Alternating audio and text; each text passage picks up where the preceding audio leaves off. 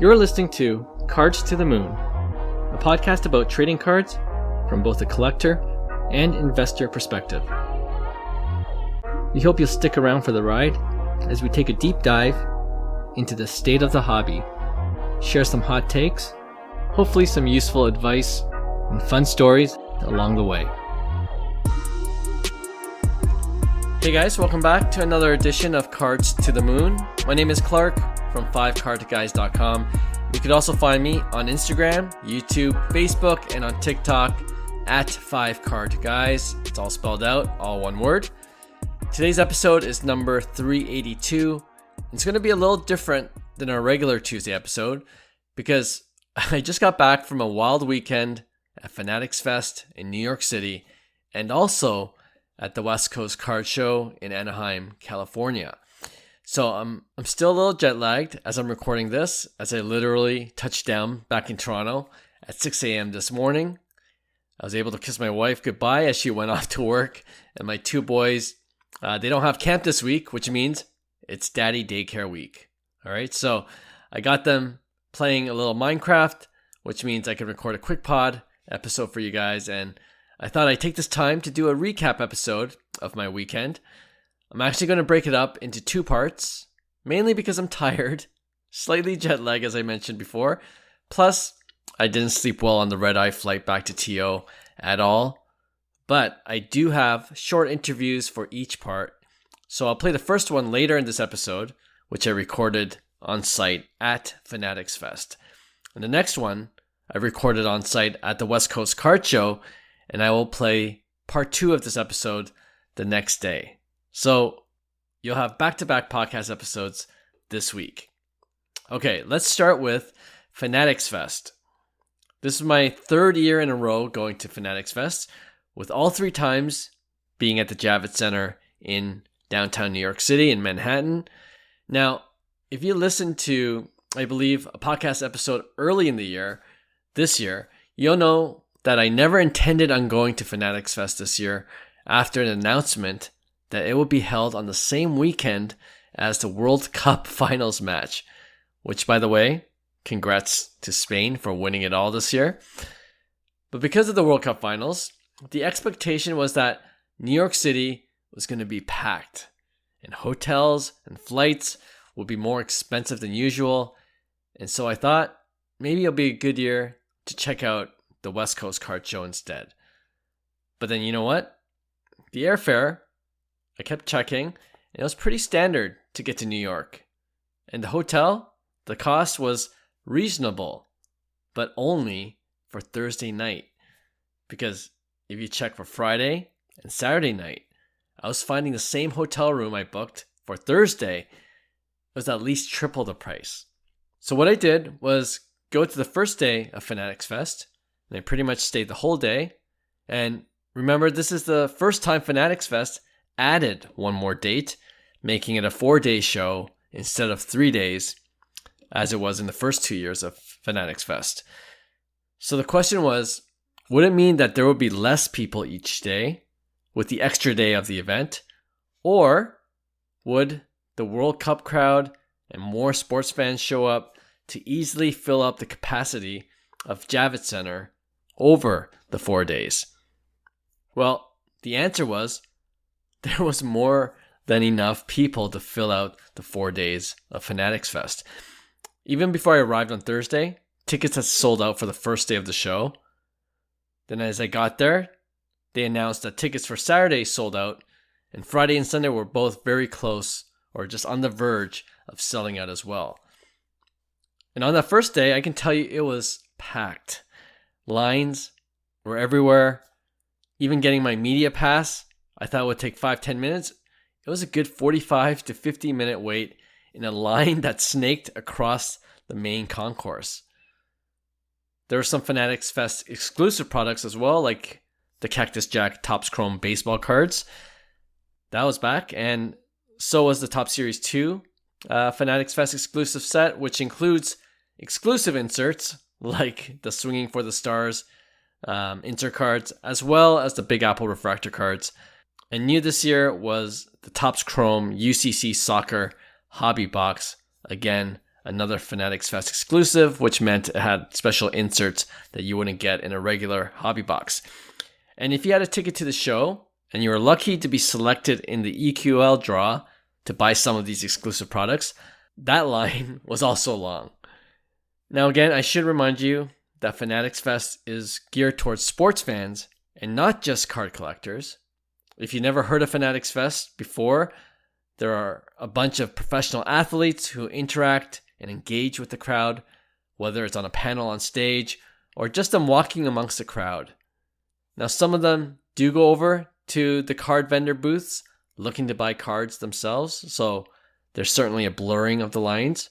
But unlike card shows like the West Coast Card Show or the National even, where it's primarily for the card collector, you'll definitely have people in the Fanatics Fest crowd that is just there for the athletes and celebrities and the different sport activations and events set up at the show.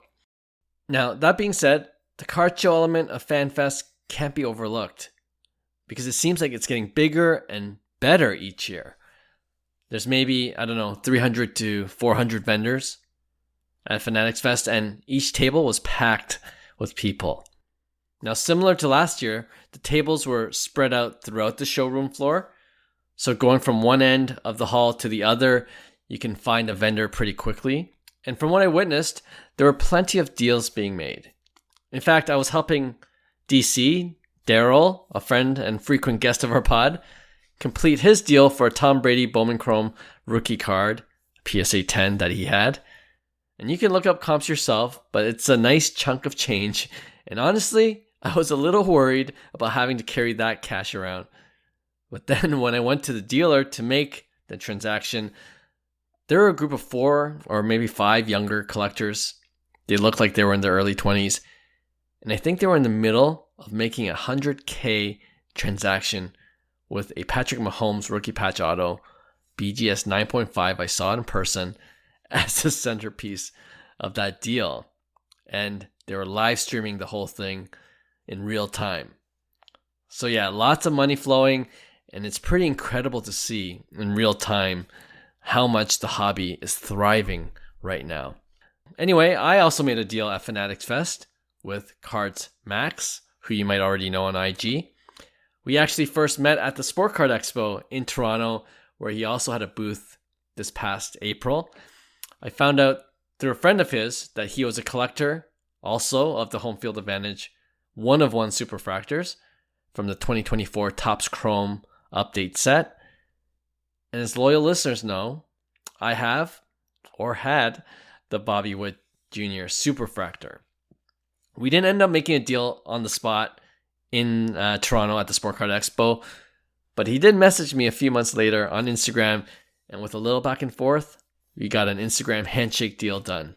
Now, I made a video on YouTube about this whole interaction, so click the link in the show notes below to get more details of this deal and how it came about. But I can tell you that I did make one stipulation for this deal to take place, and that was for us to do it in person. And we found out we would both be at Fanatics Fest, so that's where the deal ultimately got done. Anyway, I did get a chance to interview him at the show at Fanatics Fest, so let me play that clip for you right now, and I'll return right afterwards. All right, I finally found Cards Max. We first initially met at the Sport Card Expo in Toronto, and I'm glad that he came out to me. I actually was introduced. We were introduced to each other by one of your friends who knew you were going for the Superfractor Home Field Advantage set, and he saw it on my case in Toronto, and then you came over. And what'd you think when you first saw it? So this actually goes deeper back, because I think I messaged you on Instagram in January after sleuthing to find the Bobby Witt Home Field Superfractor Home Field Advantage. I'm not buying all of them, but I think it's a fun, personal project to find. I think part of the enjoyment, both in collecting, investing, speculating, whatever, is being able to design your collection or your holding with whatever sort of personal flair you want. And I think people can berate Fanatics for, and believe me, people do for a lot of different things, but one thing they've nailed out of the park is how beautiful some of the singles have been. This is their first case set that they made back in 2022, or at least to my knowledge. And I think just as like I'm more partial to baseball than I am football, basketball. I've always leaned more towards downtowns rather than kabooms. I have a full LeBron James downtown PSA 10 career run set, and now it's something that money can't buy. I am trying to get a full PSA 10 of every year of every home field advantage, not necessarily the 101s, but with those at least it's like, okay, I can find a random pop 4 on eBay, a random pop 2, and it's like I'm so enthusiastic to pay the $150 or whatever, with that's around the market or whatever. But I've been picking up the 101s appropriately when I can. I paid quite handsomely for the Bobby Witt home field advantage super, and I'm glad to reconnect with you after meeting you in Toronto. Awesome. Cards Max, you and I are both big fans of the home field advantage. What is it specifically you like about this subset? I like that it's a relatively simplistic design and not just being, I don't want to say slop as that's a very popular word. I think especially with how, I know this is applicable to all case hits, but not every player is featured every year, which although sounds obvious in hindsight or when saying that out loud, it's like this is a 40 card checklist for this year at least. The older years are 20 and 30 player checklists. Not every single player is featured on the checklist. So it's like when Bryce Harper will fade to irrelevancy or Trout will fade to irrelevancy, or Kershaw even. Kershaw has, I think, only a 2024 home field advantage. So that will be his only home field advantage. And it's just like how we're looking at Jerome Minama only having 2 kabooms, or 2 different years of kabooms, or James Harden having some Rockets kabooms, and he doesn't get them now as a Clipper and a 76er. I think it's a chapter of that year's set, and it's sort of like, as a chronicle of like what cards and what sports were like in that specific year with those adaptions year after year. So yes, Bobby Witt Jr. will have home field advantage for a very long time, but it's cool to see how, I don't know how unfortunate with Trout is going to be later career stuff. It's just a chronological chapter of how like these players age, how these cards age, how the designs become more and more modern and more cater to be current, but even this being 3 years old, it's cool to look back in the past. Yeah, so many different ways to collect. You made some really great points. Are you, so you mentioned off air, you have about 10 of these now, is that right? I think I have about 10 of these or so. I think I started with the Bryce Harper, that's what I bought last summer, then got the Mike Trout, and then I've been slowly picking them up here and there when appropriate. I'm not trying to do the full 40. I'm not going to be buying Josh Rosen green kabooms for $30,000. But when the shoe fits, I've been making the jump on them. I think it's been a fun project. Amazing. Last question. There's a lot of big shows going on this weekend. Why'd you choose Fanatics Fest out of West Coast Card Show's going on, Dallas Card Show's going on? Why Fanatics Fest for you? Best modern card show in the world, at least as it stands right now. Dallas, I love. I set up there every 2 months. This is once a year. And West Coast has been questionable. I'll leave it at that. I'm going to West Coast tomorrow, so I'll check it out for myself. But hey, it's a big sports and TCG combination, which they do once a year. So, that should be exciting for you. Amazing. And I'm glad I did this deal because it was a fair deal. And also I knew it was going to a good home because I love what you're doing here. Oh, it's like I am putting this... If I put it out here, it's for eye candy purposes, but I think I have some eye candy that I'm already sticker priced to sell. So it's like this goes home in the case. Amazing. Appreciate it. Good to see you, man. Thank you for carrying enough to ask questions.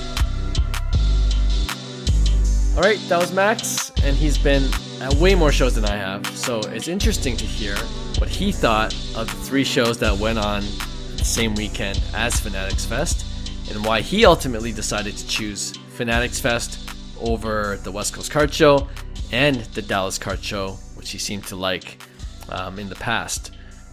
Speaking of which, that was one of the main questions we had going into this weekend, which was, is the hobby large enough to sustain 3 shows on the same weekend? Now, a little spoiler alert, I can tell you that Fanatics Fest seemed to be doing record numbers this year. West Coast Card Show, which I'll talk more about in part 2 of this week's episode, that show is really busy too. There are lineups each day. I was there and just a lot of buzz on the showroom floor. Now, I didn't go to Dallas, but I did hear from one person saying they heard that the show didn't do as well as they thought it would. To be fair, I don't know how true that is. I was looking at the Dallas Card Show Instagram page, and it seemed like there were collectors around. and it didn't seem dead by any means, but I suppose everything is relative. And if I'm going to wager which of the three was most impacted by having all these three shows run at the same time, I'm going to bet it was Dallas. But that being said, it does seem like the Dallas Card Show, it's a well-oiled machine, having shows, I believe, once every 2 months. And the September show is already being announced on their IG page. Okay, let me go back to Fanatics Fest to end part 1 of this episode. And let's focus back on the cards. Because in my opinion, there were more modern cards at that show. Some vintage scattered around the floor. Not much, but they were scattered. So if you're a modern card collector, I think you'll be happy coming to Fanatics Fest. TCG obviously represented well with the boom in Pokemon and One Piece cards. And it wasn't uncommon to see booths have a mix now of sports and Pokemon cards. Now, one thing I did notice, and maybe this has more to do with the type of show Fanatics Fest is, with the pro athlete and celebrity culture baked into it, but there seems to be more of the bigger hobby influencers that came to New York City. So, for instance, you got Jeff Wilson. I saw him walking around, aka Sports Card Investor, King of the Cards. Kyle was there. Mama Breaks, Stephanie, she was there. And Card Collector 2, Ryan, he was there as well. It could also be the fact that tables here are multiples more expensive than the other card shows. So you'd have to be probably a bigger store or influencer or content creator to be able to set up here to make it worth your while. And some of the cards that I stumbled upon were absolutely insane. Like, they were big, big cards. For example, the Topps Chrome Shohei Ohtani rookie auto card. The one I talk about on this pod that I traded way too early. I saw the red refractor, numbered to 5. And it didn't have a price tag. I didn't even want to ask. But you could bet it went for a healthy amount. There's also the Juan Soto 2016 Bowman Chrome rookie auto. Again, numbered to 5. And many of us who are into baseball cards, we know the story of the Juan Soto Superfractor of that year's set, which is apparently out of circulation, which makes the red the most valuable Soto card in existence to date. I also saw the Jackie Robinson 1948 Leaf rookie card in a PSA 9 on display. That's an easy 8-figure card right there. In the same booth area, right beside it, there was also the Aaron Judge, his first Bowman Chrome rookie auto, Superfractor, on glorious display as well. Now, I ended up selling more than buying at Fanatics Fest. And since I was there for one full day, I didn't get many opportunities to see how cards were priced. But from what I saw, the prices seemed reasonable, other than the high-end Otanis. For example, there was a Connor McDavid Future Watch auto card, BGS 9 auto 10, and it was priced at $7,000 US. I'm sure I could have made a deal for that card, maybe $6,500, which seemed to be fair recent comp value. That was just one example, and I'll definitely have more to say about how the hobby is pricing some of their cards during my West Coast card show experience, as I was looking to spend more at that show. So hold that thought until part 2 of this episode. But finally, I want to talk about the crowd itself. Like I mentioned before, it seemed pretty diverse. You got both sports fans and collectors alike in attendance. And I also noticed there were a lot more soccer fans, which of course comes as no surprise with the World Cup finals being played in the New Jersey, New York Stadium that same weekend. And yes, there seemed to be more booths that had soccer cards as well. So, all in all, Fanatics Fest, it's always a good time. 3 years in a row. Enjoyed it each time. See how it's growing. There's one person that said they might have to move out of the Javits Center because it's been growing so much. We'll see about that. It's a pretty big place, but it would be certainly impressive if they had to move to a bigger location, a bigger venue. I could have definitely used one more day there, and honestly, it's an event I'd be happy to bring my family to, especially my 2 young boys. So hopefully next year we can make that happen, and it should be better in 2027 because there's no more World Cup that year, and The hotel prices I'm hoping won't be $1,000 a night, as I saw somewhere on Friday, Saturday, and Sunday night this past week. Okay, if you were at Fanatics Fest, let me know about how it went for you. You can always DM me at 5cardguys or at Cards to the Moon on Instagram. Appreciate you guys, and look out for part 2 this week, where we'll be recapping the West Coast Card Show. Bye for now. Hey, thanks for listening to Cards to the Moon. We'd really appreciate you subscribing to our podcast wherever you listen to your podcasts. And you can also connect with each of us on Instagram at 5cardguys, or you can follow Hyung at Integrity Sports Cards, or John at TradeU at Recess. You can also check us out at 5cardguys.com. Thanks again, and hope to connect soon.